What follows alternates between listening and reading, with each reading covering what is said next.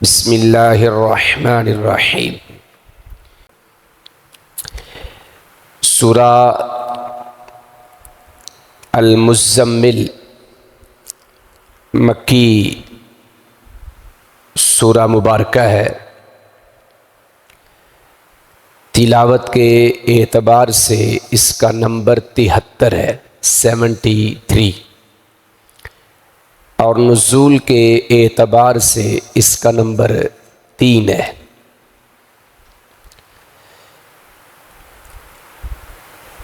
اس سورہ مبارکہ میں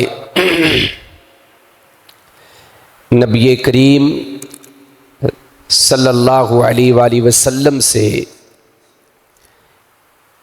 جس انداز میں اللہ نے خطاب کیا ہے وہ بڑا کمال کا ہے۔ اللہ رب العزت فرما رہے ہیں یا ایھا المزمل۔ اس کا ترجمہ کیا بنتا ہے؟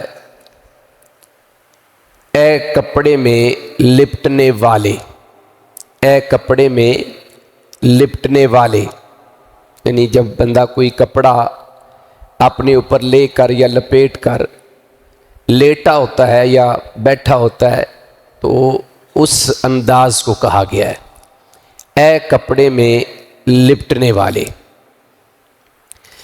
اللہ رب العزت نے آپ کو اس حالت میں مخاطب کیوں کیا؟ اس میں اللہ کی محبت کا اظہار ہے، اور پیارے پیغمبر علیہ الصلوۃ والسلام کے ساتھ اس محبت کو اس انداز میں اللہ نے ظاہر کیا۔ عرب میں ویسے بھی جب کسی شخص کے لیے کوئی نرمی کا پہلو اختیار کیا جاتا، محبت کا اظہار کرنا ہوتا، تو اس وقت اس بندے کی جو کیفیت ہوتی، اس کیفیت کے ساتھ، اس حالت کے ساتھ اس کو مخاطب کیا جاتا تھا اس وقت بھی۔ میں اس کے اوپر 2 مثالیں دیتا ہوں اور پھر ہم اصل بات اس کے اوپر کریں گے کہ اللہ نے آپ کو ایسا کب کہا، کیوں کہا۔ جیسے سیدنا علی المرتضیٰ رضی اللہ عنہ، صحیح بخاری کی روایت ہے، ایک بار سیدہ فاطمہ الزہرا رضی اللہ عنہا سے ناراض ہو گئے اور آ کر مسجد نبوی میں لیٹ گئے۔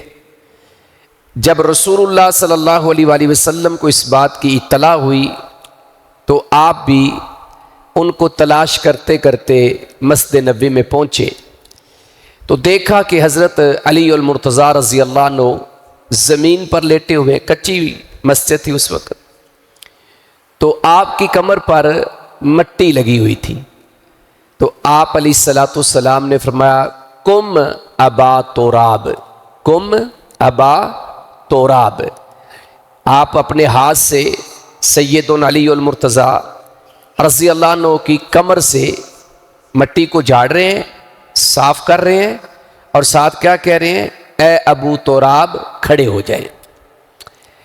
ابو تراب اگر ہم لفظی ترجمے کے اوپر جائیں تو اس کا معنی بنتا ہے مٹی کا باپ، عام جو مشہور ہے، لیکن ابو باپ کی بجائے والا کے لیے بھی استعمال ہوتا ہے، اے مٹی والے، اے مٹی والے۔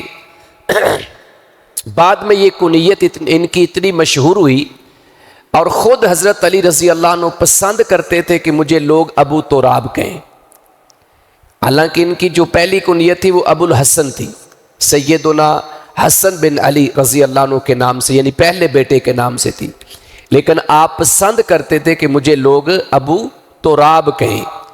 تو اسی طریقے سے ایک اور مثال میں دیتا ہوں۔ حضرت ابو ہریرہ رضی اللہ عنہ، عام طور پہ ان کے اصل نام سے کوئی واقف ہی کوئی نہیں، ان کے اصل نام سے کوئی واقف ہی نہیں ہے۔ ابو ہریرہ حالانکہ ان کی کنیت ہے، اور یہ بھی رسول اللہ صلی اللہ علیہ وسلم نے رکھی تھی، یہ کنیت بھی رسول اللہ صلی اللہ علیہ وسلم نے ان کی رکھی تھی، یا یہ نام بھی نبی علیہ السلام نے رکھا تھا۔ ان کا اصل نام عبد الرحمن بن صخر تھا، الدوسی قبیلے سے ان کا تعلق تھا، یہ قبیلہ دوس سے تعلق رکھتے تھے، عبد الرحمن۔ حضرت ابو ہریرہ رضی اللہ عنہ کا اصل نام کیا ہے؟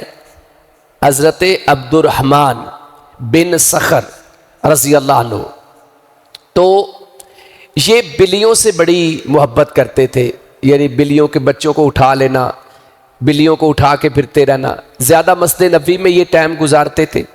جب سے اسلام قبول کیا تو پھر مسجد نبوی سے باہر نہیں نکلے، اور یہی وجہ ہے کہ احادیث کے بارے میں سب سے زیادہ اگر احادیث کسی کے پاس تھیں تو وہ سیدنا ابو ہریرہ رضی اللہ عنہ کے پاس تھی۔ آپ یوں سمجھ لیں کہ صحابہ کے دور میں اگر کوئی سید المحدثین تھے تو وہ سیدنا ابو ہریرہ رضی اللہ عنہ تھے۔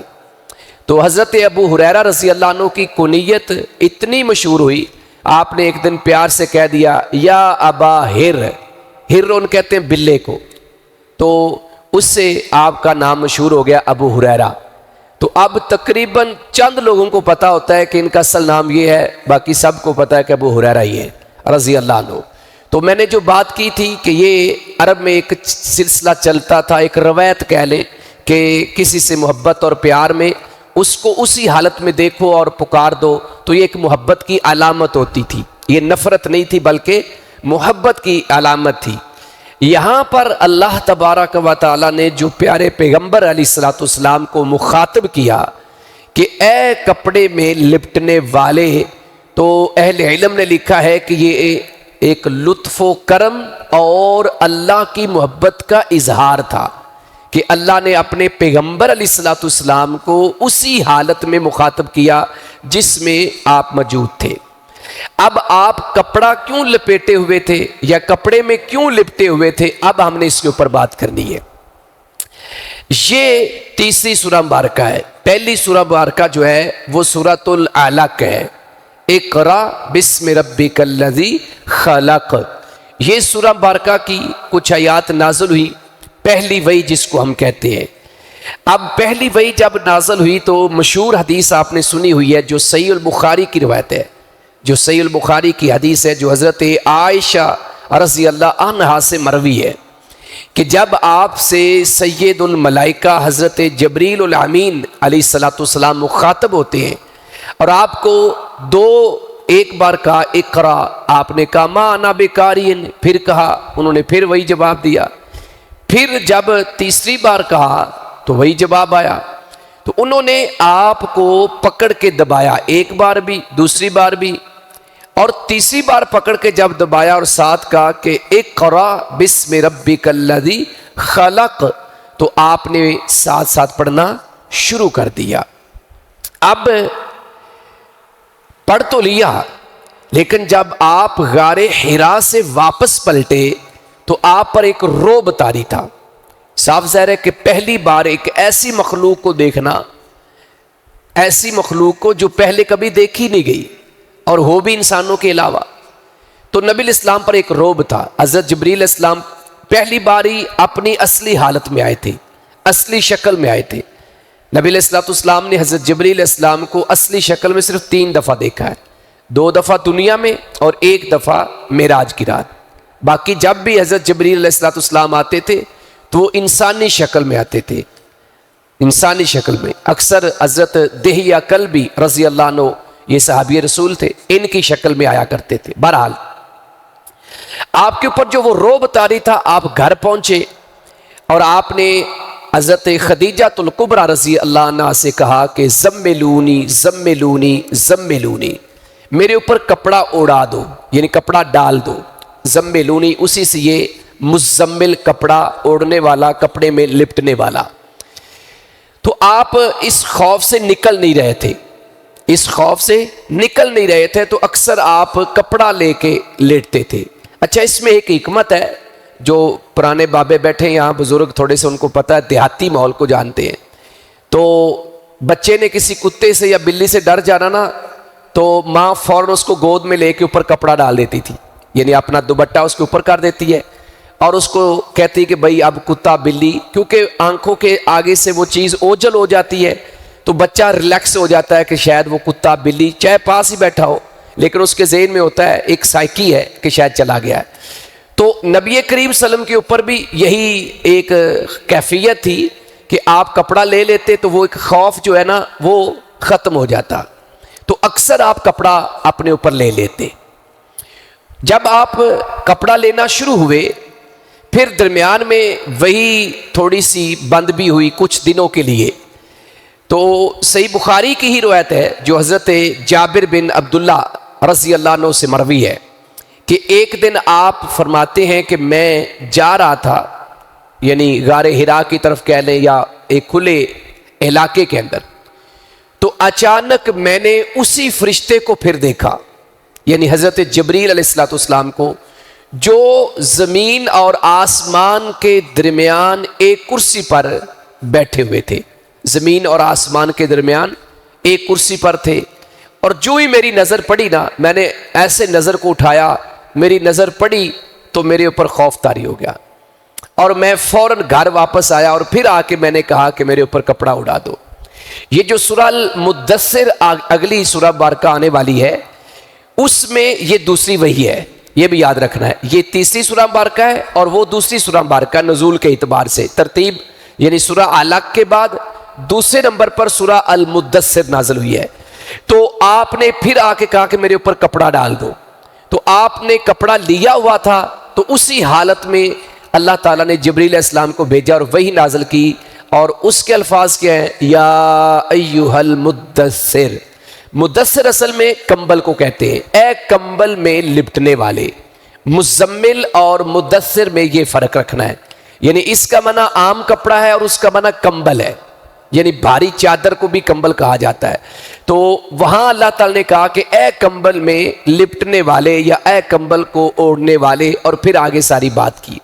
اب ہم واپس یہاں پر آتے ہیں کہ یہ ساری تمہید اس لیے بیان کی ہے کہ اگلی سورہ مبارکہ کی جو تمہید اور شان نزول ہے وہ بھی آپ کو سمجھ میں آ جائے، اور اس کا بھی، کیونکہ دونوں کا ایک ہی شان نزول ہے، ایک ہی طرح کی بات ہے۔ تو فرمایا کہ اے کپڑے میں لپٹنے والے، اے کپڑے میں لپٹنے والے۔ تو ایک وجہ یہ ہے کہ آپ وہ جبریل علیہ السلام سے ملاقات کے بعد جو آپ ایک روب تھا، اس وجہ سے آپ اکثر کپڑا لپیٹ لیتے تھے۔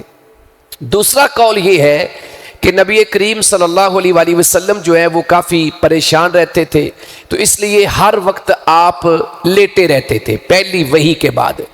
جب دوسری اور تیسری وحی آ گئی تو پھر آپ اس کے بعد لیٹے نہیں ہیں، تھوڑا بہت آپ آرام تو کرتے تھے لیکن اتنا نہیں۔ تو جیسے ایک بندہ کوئی سفر سے آتا ہے یا کوئی کام مشکل کرتا ہے نا، تو تھک جاتا ہے، تو سستی نہیں جلدی ختم ہوتی۔ تو پہلی وحی کے بعد آپ کی کیفیت یہ تھی۔ تو لہٰذا دوسرے قول کے مطابق یہ ہے کہ اللہ تبارک و تعالیٰ نے آپ کو کہا کہ آپ بھائی اٹھ جائیں اور رات کو قیام کریں۔ یہاں قیام کی بات کی گئی ہے، اور وہاں جو ہے آپ کو دعوت کا حکم دیا گیا کہ اب آپ تبلیغ کا سلسلہ شروع کر دیں، یعنی سورہ المدثر میں۔ تیسرا قول یہ ہے کہ کفار مکہ آپ کے خلاف پلاننگ کر رہے تھے، منصوبہ بندی کر رہے تھے، اور دار الندوہ جو ان کے لیے پارلیمنٹ ہاؤس تھا، دار الندوہ، جہاں ہجرت سے پہلے بھی آپ کے خلاف پراپوگنڈا ہوا اور سازشیں جو ہیں وہ بنائی گئی، تو نبی کریم صلی اللہ علیہ وسلم کے خلاف وہاں باتیں ہو رہی تھی، کہ کوئی کہہ رہا تھا کہ آپ جادوگر ہیں، کوئی کچھ طرح طرح کی باتیں۔ تو یہ باتیں جب رسول اللہ صلی اللہ علیہ وسلم تک پہنچی نا، تو آپ بڑے غم زدہ ہوئے، رنجیدہ ہوئے۔ یہ قول میں اتنا وزن نہیں ہے کیونکہ یہ بالکل آغاز کی بات ہے، اور اس وقت ابھی آپ نے دعوت کا کام شروع نہیں کیا تھا، تبلیغ کا کام شروع نہیں کیا تھا۔ لیکن کچھ اہل علم نے، مفسرین نے یہ تیسرا قول بھی بیان کیا ہے کہ وہ کفار جو آپ کے خلاف سازشیں کر رہے تھے اور باتیں بنا رہے تھے، جب وہ باتیں آپ تک پہنچی تو آپ رنجیدہ ہوئے، غم زدہ ہوئے، اور اس غم کی وجہ سے آپ نے کپڑا اپنے اوپر ڈال دیا، تو اللہ نے آپ کو اسی انداز میں مخاطب کیا۔ تو بہرحال تو پہلی آیت میں اللہ تعالیٰ فرما رہے ہیں یا ایھا المزمل، اے کپڑے میں لپٹنے والے، اے کپڑے میں لپٹنے والے، قم امر کا صیغہ ہے، قام یقوم سے، قم آپ کھڑے ہو جائیں، قم آپ کھڑے ہوں، قیام کریں، دونوں، کیونکہ قیام بھی جو ہم کرتے ہیں اس میں کیونکہ ہم کھڑے ہوتے ہیں تو اس لیے اس کو قیام کہا گیا ہے۔ تو فرمایا قم کھڑے ہوں، قیام کریں، اللیل رات کا، الا قلیلا مگر تھوڑا، الا قلیلا مگر تھوڑا.